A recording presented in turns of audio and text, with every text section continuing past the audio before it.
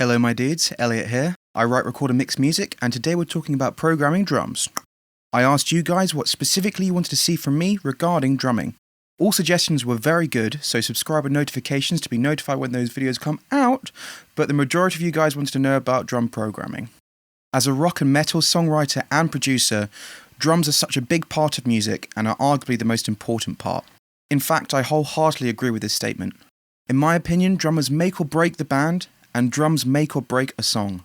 Now, I find it hard to believe that any home producer or recording musician isn't familiar with drum samples. At this point, drum samples are the go-to for the bedroom producer without access to real live recorded drums. But for the noobs out there, a drum sample is simply a recording of a drum hit, say on a cymbal or on a snare. Therefore, if you record a sample of every kit piece at varying loudness or velocity, you've got the sounds to recreate or program a realistic drum performance. Now, if you've got an electronic drum kit, you can just play the kit and have each pad triggering the different samples. But if you're like me, you do this by hand, where each kit piece is essentially assigned to its own piano key, or as I like to say, Keanu Reeves. The trouble is, it can be quite hard to get these MIDI performances to sound realistic, especially for those out there who are primarily guitarists or vocalists, who wouldn't really consider themselves as drummers outside of composing or producing. Now, to be totally transparent, I am actually a drummer. I haven't been behind the kit in a while, but I know enough to have played in bands, and I'm certainly enough of a drummer to know exactly what I want to do with them when I'm writing a song. That being said, you don't really need to be a drummer to program drums. What you need to do is be aware of the drums and their role in a song. More specifically, to understand the idiosyncrasies and conventions of the drummer. Let's start with the latter. For starters, an easy rule to follow is only program what a drummer is capable of, i.e. with 2 arms and 2 legs. Example 1. I like to start off a lot of riffs with 2 cymbals, one on each side, for the explosive and loud character. However, I'm mindful of what's being played before these 2 crashes. If I've written a tom fill that goes into these notes, I'm going to take away one of those crashes. How would a drummer go from leaning over to hit the floor tom to instantly hitting 2 things, one on either side of the kit? It's more realistic that they'll use their free hand to hit just one of the cymbals in this scenario. Example 2. I love when drummers tap along on the hi-hat pedal to keep the pulse and the tempo of the song going along with the main groove. However, if I want there to be some double kick in said groove, I'm going to take away the hi-hat pedals when that double kick is happening. Most drummers only have 2 feet. If they use both feet to do the double kick, then they can't do the hi-hat pedal at the same time. Now, obviously there are many other examples of this kind of thing, but the sentiment is as follows. Thinking about the physical limitations and adhering to those boundaries is going to result in a more realistic and human-sounding performance. Okay, so now we know to program within the boundaries of what a drummer can actually do. Let's move on to what is truly the secret sauce of programming drums.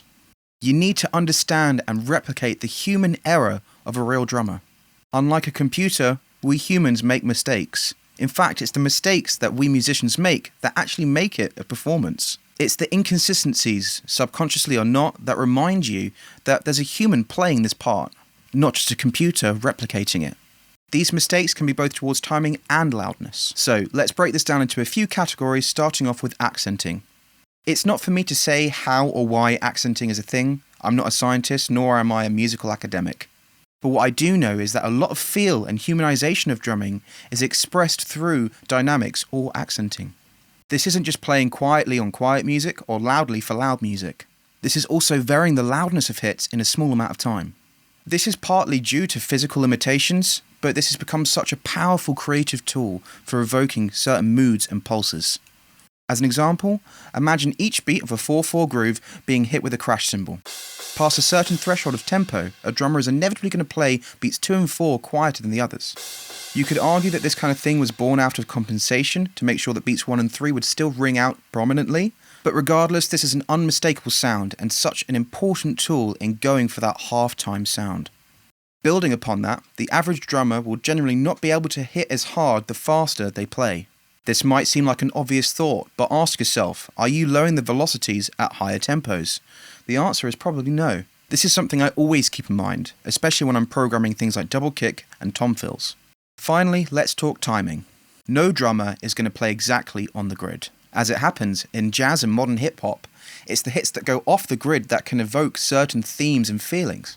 I believe the same notion applies to drumming overall. In theory, having the MIDI notes slightly off the grid should remind us of human performance. To be upfront, I don't know how to do this in every DAW, I only know how to do this in Logic Pro X. If you know how to do what I'm about to show you in other DAWs, please share this in the comments below. I thank you muchly for your participation. Firstly, you want to open up the piano roll on the MIDI region that you want to affect, where currently all the notes are on the grid. From here you click on Functions in the top left menu, and you click on one of the presets from the MIDI Transform tab. The preset doesn't really matter because we're going to change the parameters anyway, just go with the first one. This opens up the MIDI Transform window. Here we can select and affect MIDI notes based upon characteristics such as pitch and velocity.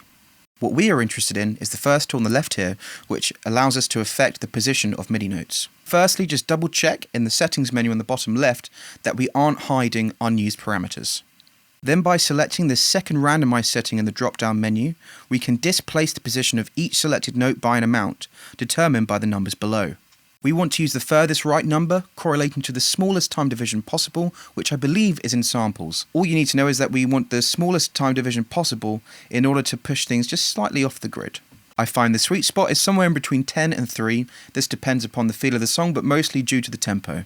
Seeing as we've not specified any selection requirements in the top row, hitting select and operate will select and affect every note at once. The overall mission here is to humanize the drums as much as possible to get them to sound human. If they sound human, they're going to feel more real. Now I know that I've not really gone into how I actually write drums from a more creative perspective. I don't really have the answers here, I just write what I think works best, something that's in between simplicity and self-indulgence. My advice here is to choose a few songs that you know and love and recreate the drums with MIDI. I do this myself and it's a great way to understand how these drummers play and write. This will most definitely help inform your humanization with accenting and your overall creative approach to drumming. This is quite a big topic, so I think I'm going to make more videos on this. Subscribe and notifications on to know when these videos come out. If you like this video, please give it a thumbs up, it really helps me out. I'd love to know your thoughts and opinions, so please do share them in the comments below. If you've not already come from there, in the description you'll find a link to my Instagram where I post a riff a day, every day. You'll also find a link to my Spotify where you can listen to my original music, more of which is coming soon. Finally, there'll be a link to my website where you can get in touch with me about my mixing and production services. That's all for today. Thank you for watching, my dudes. Goodbye.